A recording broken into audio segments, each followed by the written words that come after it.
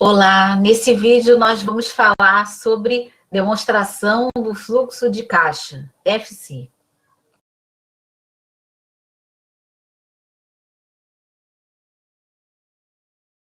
Aqui nesse primeiro slide, eu coloco para você. A DFC fornece aos seus usuários uma base de informações necessárias à avaliação da capacidade da entidade gerar caixa e equivalentes caixa, bem como suas necessidades de utilização desses recursos.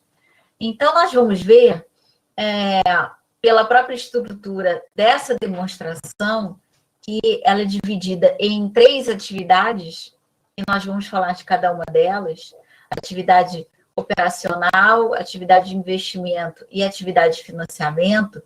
E através do resultado que a gente encontrar em cada atividade, a gente consegue enxergar melhor qual é a necessidade de fluxo de caixa para essa atividade do dia a dia, do cotidiano da empresa, o que ela tem feito em relação a investimentos e aos seus financiamentos. A DFC, juntamente com outras demonstrações contábeis, ela é muito importante e dá uma visão muito melhor para a análise dessas demonstrações, né? Através do fluxo de caixa, você enxerga melhor, interpreta melhor os índices de liquidez, de endividamento, por exemplo.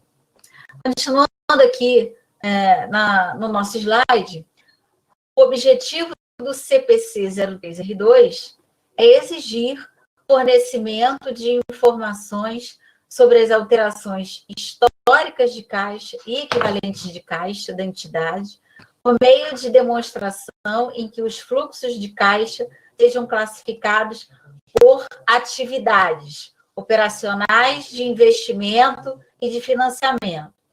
Nós vamos ver que você pode fazer a DFC através de 2 métodos, método direto e indireto.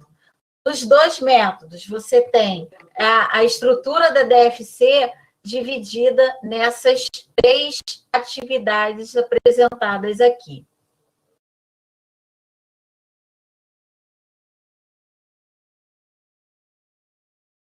Falei muito na definição da demonstração de caixa, que mostra o caixa e a variação do caixa e do equivalente caixa. Agora vamos a essas definições, né? O que é o caixa e o que é um equivalente de caixa. O caixa compreende numerário em espécie e depósito bancário disponíveis. Então, é o saldo na conta caixa e na conta bancos. E equivalente de caixa são aplicações financeiras de curto prazo, de alta liquidez, prontamente conversíveis em caixa e sujeitas a um insignificante risco de mudança de valor. Então, são as aplicações de liquidez imediata, tá? São aquelas aplicações de até 3 meses. Um detalhe: não existe no CPC nenhuma norma que estabeleça esse prazo como sendo de curto prazo. O que é citado no CPC é que é como um exemplo, dado como exemplo, esse prazo de até 3 meses. O que se tem feito é adotado isso como padrão, como regra, mas no CPC ele é mencionado apenas como um exemplo, tá? Mas a prática e qualquer bibliografia que você for encontrar adota os meses como padrão. Agora, um detalhe, eu coloco no último parágrafo desse slide, que eu chamo a atenção para você, é o seguinte: investimento com prazo superior a 3 meses não pode ser reclassificado para o equivalente de caixa quando faltar a data do balanço, prazo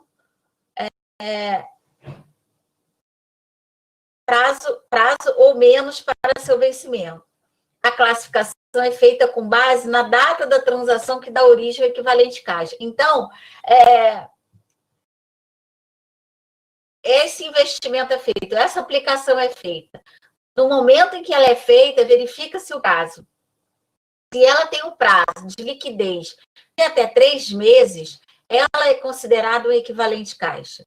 Agora, se por acaso ela tiver, na data da aplicação, uma expectativa de liquidez para 6 meses, por exemplo, daqui a 3 meses, ela não poderá ser reclassificada como um equivalente caixa. Por quê? Porque lá na sua origem, quando foi feito o investimento, ela foi classificada como de 6 meses, então fora de equivalente caixa.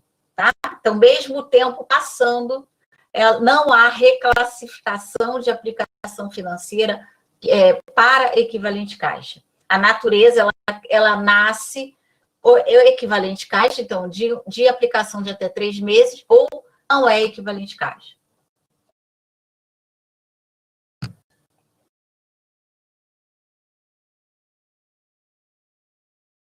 E aqui eu apresento para você a definição dessas 3 atividades, né? Dessas 3 divisões básicas da DFC. A primeira atividade operacional, que são as principais atividades geradoras de receita da entidade, e outras atividades que não são de investimento e financiamento. Então, o que é que nós vamos observar para fazer as atividades operacionais do DFC? Vamos olhar contas de ativo circulante, de passivo circulante, a DRE, receitas e despesas lá dentro da DRE. Por quê? São essas as contas que movimentam as atividades operacionais. Então, é importante você lembrar, atividade operacional relacionada aqui a ativos circulantes, passivos circulantes e receitas e despesas de curto prazo lá dentro da DRE.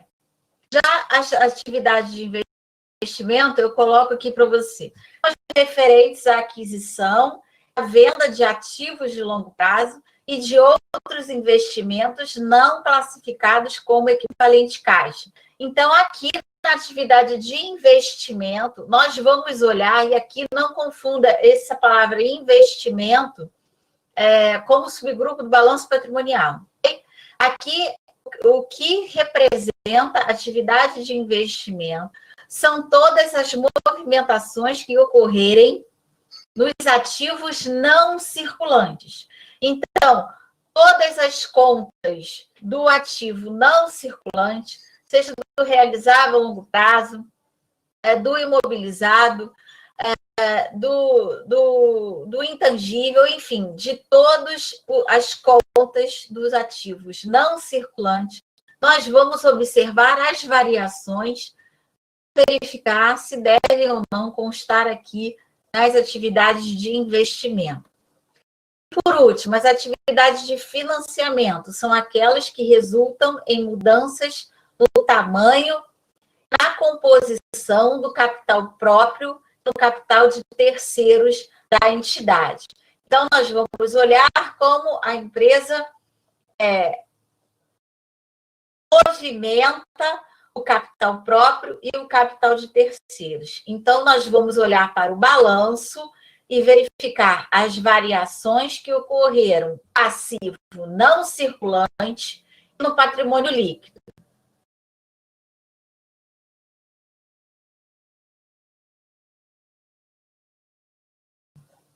Eu vou agora cá para vocês um exemplo. Vou tirar esse arquivo aqui dessa apresentação, fazer aqui um exemplo mostrando